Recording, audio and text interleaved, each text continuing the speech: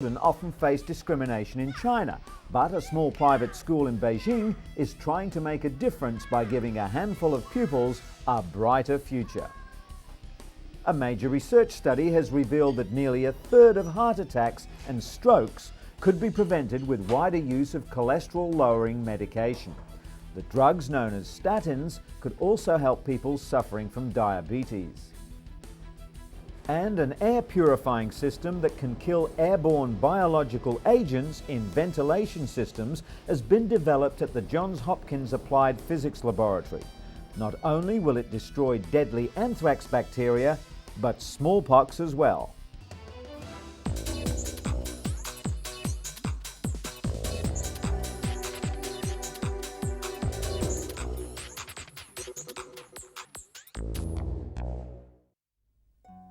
Our first story is about cooking with indoor fire. It's a way of life in many developing nations, but it's causing untold harm on respiratory systems. Findings show that women who regularly participate in cooking activities have exposure levels that are 2 to 4 times higher than men. They're also twice as likely as men to be diagnosed with acute respiratory infections. Locally manufactured improved efficiency stoves can reduce exposure to toxins by approximately 40%. Additionally, if cleaner fuels such as charcoal are used instead of traditional wood, dung and crop residues, exposure to smoke pollutants can be reduced by more than 90%. It's hoped that these results will get international aid groups like the World Health Organization to fund stove programs. The international assistance would help 2 billion people around the world to reduce the global burden of respiratory diseases. And speaking of clean air, a report released by the National Academics National Research Council found that below standard air quality on commercial planes is what often causes passengers to feel sick or dizzy. The report was commissioned by Congress after the Association of Flight Attendants made several complaints. Eileen Abt of the National Academies of Science headed the study and says air quality is a serious issue that's received little attention since the mid-80s. According to Abt, some of the air quality problems stem from pesticides, which several countries require to be sprayed on aircraft. Other issues include low oxygen levels in the cabin, poor environmental control systems, elevated ozone concentrations, and significant increases in the number of aeroplane passengers. The study calls on the Federal Aviation Administration to ensure compliance with air quality regulations and carefully study flight attendant symptoms to determine long-term health effects. Gesundheit. When it comes to allergies and asthma, pollen in the summer months and inner-city pollution are often blamed. But in reality, the air in your home can be just as harmful, which is why more and more people are demanding so-called healthy homes. Building consultant Bill McCauley believes that under-wrapping like this cuts airborne pollutants by 50%. It lets air out, but stops too much coming in. Allergists agree that managing the air in your home can reduce the chance of developing asthma. Condensation around windows or pipes breeds mold spores, which can cause sneezing and wheezing. The best way to stop mold is to replace wood or copper fittings. Medical assistance should be sought for asthma and allergies, but doctors are also advising that often health care can quite literally start in the home. Autumn for many is a joyous time of year. The crisp, cool weather and holiday season is energizing and festive. But for those suffering from seasonal affective disorder, or SAD, mood and energy drops with the leaves, resulting in a lack of concentration, weight gain, and depression. In fact, most people suffering from SAD have trouble getting up in the morning, while facing the day can seem like a gloomy prospect. Neil Owens is a SAD sufferer and one of the first research subjects in the 80s to undergo light therapy for treatment of the condition. Owens created the first light boxes that were used by major medical institutions conducting SAD research, and later went on to build them for consumers as well. The special full-spectrum artificial light helps reset the biological or circadian rhythms while boosting levels of the neurotransmitter serotonin in the brain. Exercise and a balanced diet can help the darkest days of winter seem a little brighter.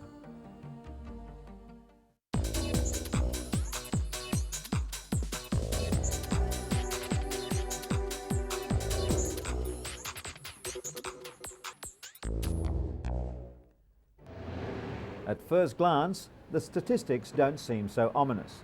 An estimated 163,000 people are infected with HIV or AIDS in Russia, a country of 147 million people. But experts fear the real figure could be 5 times higher. In anticipation of World AIDS Day, UN AIDS and the World Health Organization released the grim statistics, showing the former Soviet bloc now faces the fastest growing infection rate. The increased use of intravenous drugs is of key concern, as is the epidemic in the pediatric population. This hospital in St. Petersburg is the only one for HIV-infected children, abandoned by their mothers, mostly HIV-infected drug addicts. More than 80% of the reported cases are in people under 30. AIDS is now the 4th biggest killer around the world. Africa continues to be the hardest hit, with almost 3/4 of the almost 40 million sufferers worldwide. Researchers in the US are reporting an alarming new increase in drug resistance among HIV-positive people undergoing antiretroviral drug therapy. 50% of Americans undergoing highly active antiretroviral therapy are developing mutant strains of the deadly virus due to irregular use of the drugs. Researchers measuring the blood viral levels of 2,000 people undergoing the therapy also found that 64% of participants experienced a rise in viral levels over time. This indicates that they're receiving less benefit from the drug cocktails than they were a few years ago. The main reason for these alarming figures is that drug compliance is so difficult. The study found that 20% of all newly infected people were already carrying drug-resistant strains of the virus. If the trend continues, the HIV virus could develop resistance to all drugs. The AIDS crisis has had another unexpected side effect too.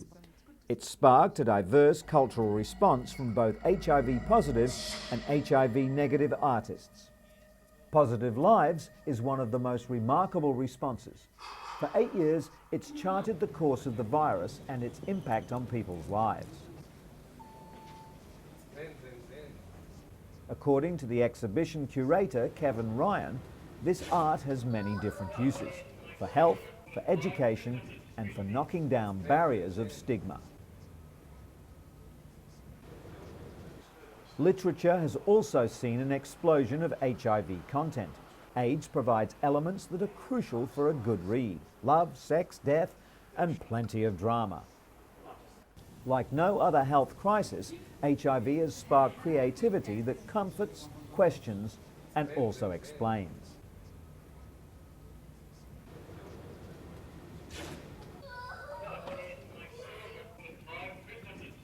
Art, homespun as well as highly sophisticated, continues to chart HIV/AIDS progress and reflect it onto a wider audience.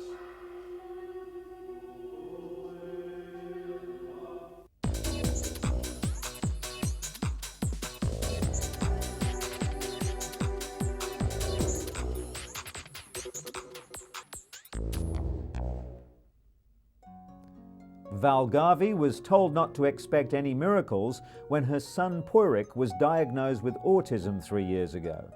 Doctors told her he'd never be able to form relationships, use his imagination, hold conversations, or even dress himself. Now 6, Poyrik can do all that and more. Autism remains a mysterious condition that affects 1 in 500 people. It's a neurological disorder that varies widely. But what autistics all have in common is an inability to forge social relationships naturally. Porrick's progress came from a unique home-based educational program pioneered by the parents of 28-year-old lecturer and writer Raun Kaufman of the Sunrise program at the Autism Treatment Center of America. At 18 months of age, Raun was diagnosed with severe autism and an IQ of less than 30. By the time he was 5, all traces of autism had disappeared. The Kaufmans realized that they had to get Raun's attention, so his parents joined him in his fun activities. The Garveys are now following the principles established by the Kaufmans 25 years ago. Through playing, Porrick is learning to unlock his imagination, to communicate his desires, and above all, to build confidence. The Sunrise program doesn't offer a cure, but it provides the means for an autistic person to show the way in and for their parents to show the way out. For these youngsters in Beijing, studying is a constant uphill struggle. All of them are mentally handicapped to varying degrees. The Beijing Fortune School for Mentally Retarded Children is attempting to give these 50 children a brighter future. According to a recent survey, around 1% of children under 14 are mentally handicapped. That means that over 3 million children are in need of specialized education, but very few ever go to school. Two women, Professor Huang Yiping and Professor Mao Yuyan, teamed up to open this school in 1985. Professor Huang's daughter, Wang Wei, is now 25 and works in the school kitchen. Her proud mother is determined to give other children something her own daughter never had: access to proper care and education. The Beijing Fortune School has grown over the years. It now has a staff of 20, including 6 full-time teachers, and provides education for children aged 3 to 14. The school is privately funded and has developed its own teaching methods. There's much emphasis on recreational activities as well as the arts. It also provides in-house training for its teachers and support staff.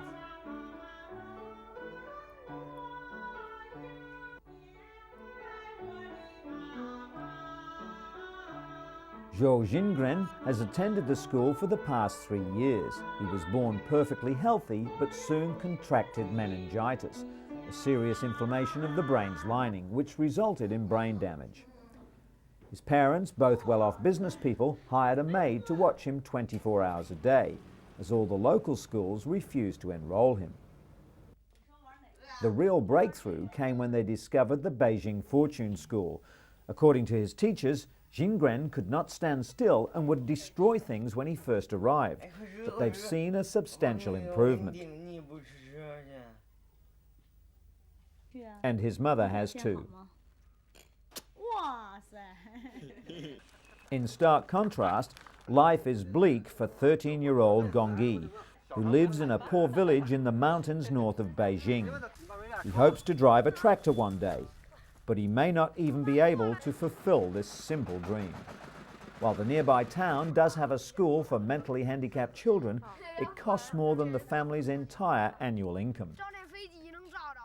Gongyi now spends his days wandering around the countryside, and there's very little that can be done to brighten his future. When Anna Luzinski came to the United States from Austria for surgery over a year ago, it was cerebral palsy that made it difficult for the 7-year-old to walk. Surgeons operated for roughly 8 hours to lengthen several muscles and rotate her femur to bring about an amazing transformation. This pitter-patter of little feet is music to her mother's ears. The Mayo Clinic Biomechanics and Motion Lab in Rochester, Minnesota has the same technology used by Hollywood animators and video game designers, only they used it to help children like Anna walk normally. Anna is first outfitted with the cutting-edge equipment, which is monitored by cameras and balance plates all the way down to the heated floor. They measure the intricate and complicated actions that go into walking. From the location of several small markers, doctors can calculate how the joints are moving, which is then used to guide surgical treatment of patients. Surgeons who performed Anna's previous operation are amazed at the dramatic change in her gait. Today's session is more than just a celebration of her progress. Anna is back for more treatment. This computer-generated stick figure made in her likeness will help the surgical team plan her next procedure. It's the same type of software that perfected the legendary swing of Tiger Woods for a video golf game that's putting a swing in the step of youngsters like Anna.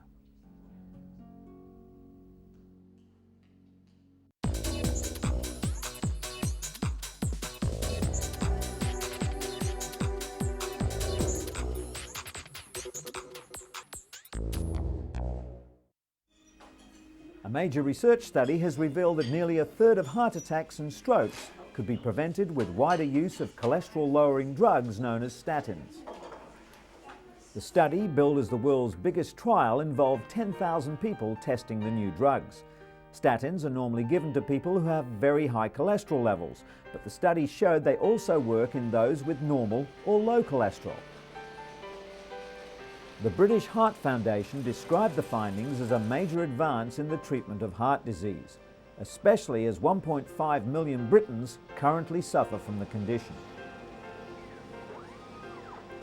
6 years ago, Kelly Perkins came to UCLA for a heart transplant after a virus damaged her own heart.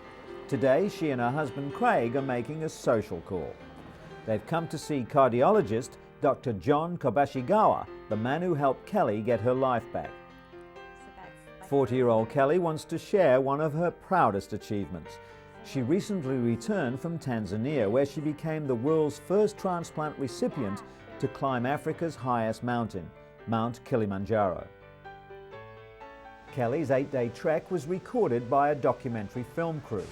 She's climbed other mountains in the US and Japan, but at 19,340 feet, Mount Kilimanjaro was the highest and the most challenging. Being a transplant recipient means that Kelly fatigues quickly, and because nerves were severed during surgery, her heart doesn't keep pace with her level of exertion. The climbers set out for the summit at midnight in sub-zero temperatures. Having conquered Kilimanjaro, Kelly's now looking for another mountain to climb. It's her way of demonstrating that transplant recipients can live a full life while encouraging people to save lives by being organ donors. Kelly's plea comes as a timely reminder, following the news that Robert Tools, the recipient of the world's fully contained artificial heart, died. Tools received the ABIO-Core, a grapefruit-sized plastic and titanium heart. Only expecting to live 30 days, he survived for almost 5 months. The former teacher moved from Colorado to Kentucky 5 years ago to receive a heart transplant, but was turned down because of his deteriorating health. But ultimately, it was abdominal bleeding related to his severe and chronic medical condition that killed him, not a malfunction in the device. 6 people, including Tools, have so far received the artificial heart. The ABIO-Core is designed to extend the lives of patients who would otherwise die of heart failure and are ineligible for a heart transplant. Its internal battery system allows patients to be free of tubes and wires required to power previous devices. And, contrary to traditional medical belief, researchers have found evidence that human heart cells can regenerate. Doctors discovered that a recipient's own cells multiplied in the new heart, repairing damage previously considered irreversible. Just days after surgery, male transplant patients who received female hearts had new blood vessels and muscles with male chromosomes form in the female hearts.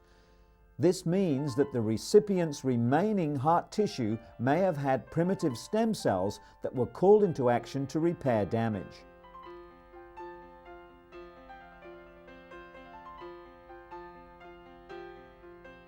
Scientists are now trying to harness the self-healing power of cardiac stem cells. Someday they could treat millions of heart conditions just by stimulating the body's own regenerative power.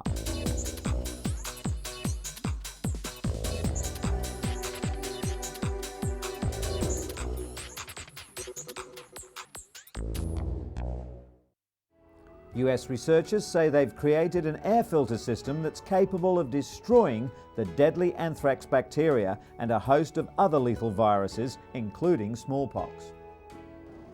The air purifier that can kill airborne biological agents in ventilation systems was developed at the Johns Hopkins Applied Physics Laboratory in Maryland. Dr. Richard Potamber created the device out of an inexpensive commercial filter, then added the purifying system. The hybrid unit combines free radicals to help kill the viruses, with new technology known to neutralize airborne pathogens with ultraviolet light.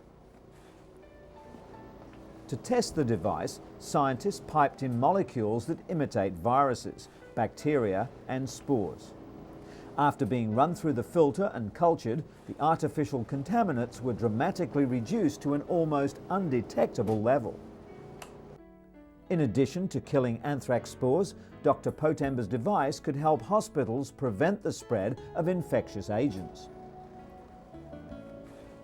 The filter's patent pending and could also be available for commercial use in subways, hospitals and government buildings within a year or two. In other news, the United States Centers for Disease Control has warned that prescribing doxycycline to pregnant women who may have been exposed to anthrax could be harmful. Health officials worry that doxycycline could stunt fetal growth when taken during pregnancy, recommending instead the antibiotic Cipro, the first drug approved against inhalational anthrax. The latest health recommendations for pregnant women is the opposite of the recommendation issued by the CDC to the general public, who are now advised to use doxycycline over Cipro as the first drug of choice. The change came when health officials became concerned that Cipro was being overprescribed, which could lead to possible resistant strains of the bacteria. Doctors are now advised to prescribe doxycycline to non-expectant patients who may have been exposed to anthrax. Although no clinical tests have been conducted, the CDC believes that Cipro is unlikely to pose any substantial risk to expectant mothers.